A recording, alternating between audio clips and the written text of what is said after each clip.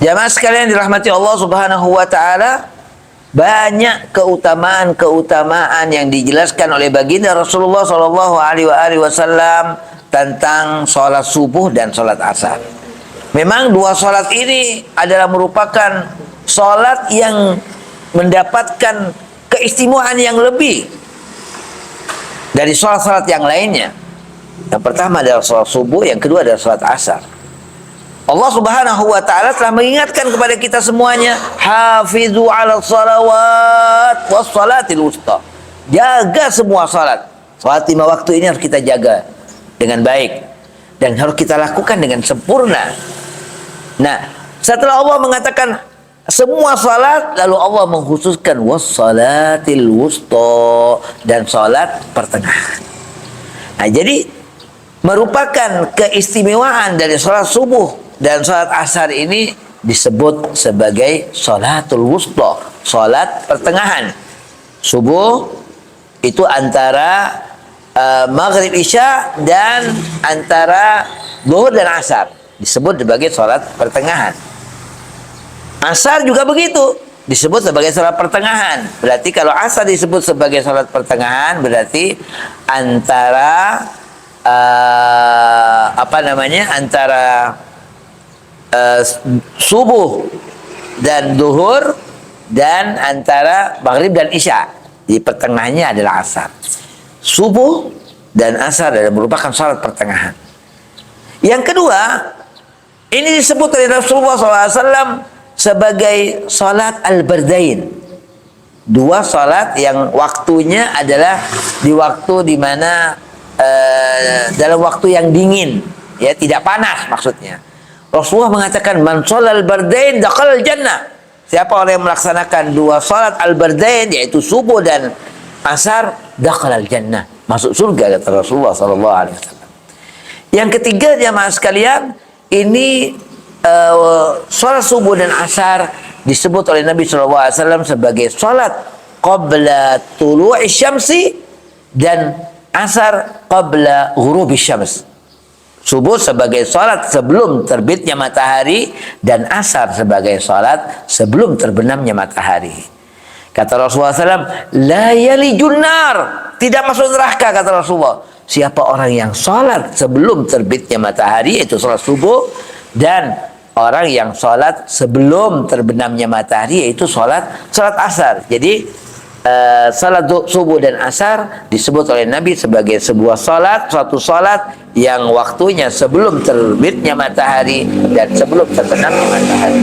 Allah Subhanahu wa taala di dalam Al-Qur'an juga mengatakan, fasabbih bihamdi rabbika qabla tulu'i syamsi wa qabla al-ghurub, dan bertasbihlah engkau dengan memuji kepada Tuhanmu.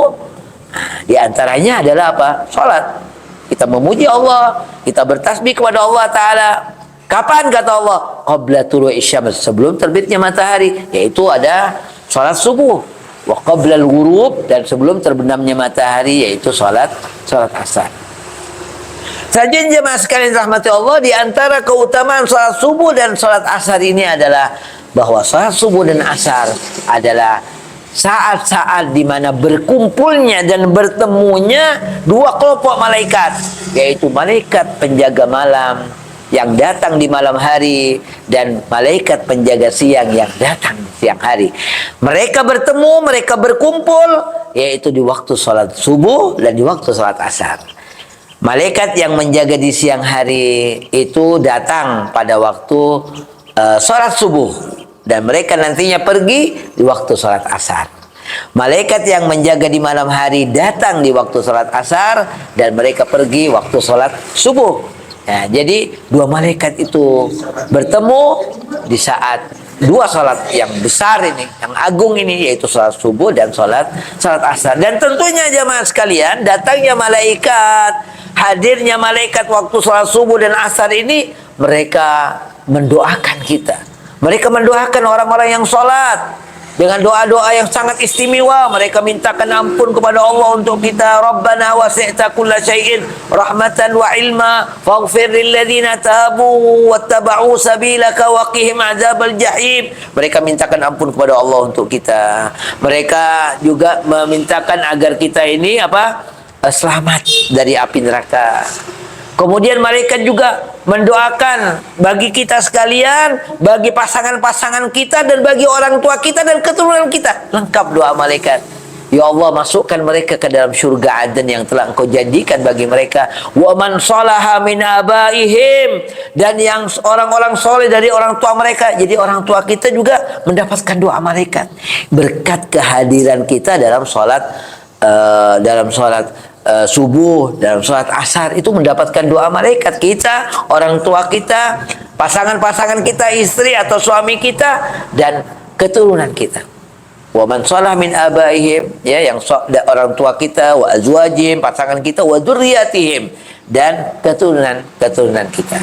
Kemudian yang terakhir jamaah sekalian rahmati Allah Subhanahu wa taala, ia menjadi sebab seseorang nantinya dapat menikmati sebuah kenikmatan yang sangat agung nanti dalam surga, yaitu adalah melihat kepada Allah Subhanahu wa taala. Begitu yang diisyaratkan oleh Rasulullah sallallahu alaihi wasallam dalam hadisnya, kalau kita menginginkan untuk besok kita bisa melihat Allah, jangan sampai kita lewatkan sholat subuh dan sholat asar. Tentunya jamaah sekalian, kita sebagai seorang mukmin, sebagai hamba Allah Subhanahu wa taala, kita harus selalu menunggu datangnya salat ini sebelum nantinya kita disolatkan, ya. Kita menunggu salat yang 5 waktu kita lakukan dengan sempurna, dengan baik, sebelum nantinya kita semuanya nanti akan disolatkan. Saat kita nanti mati, kita menghadap kepada Allah Subhanahu wa taala.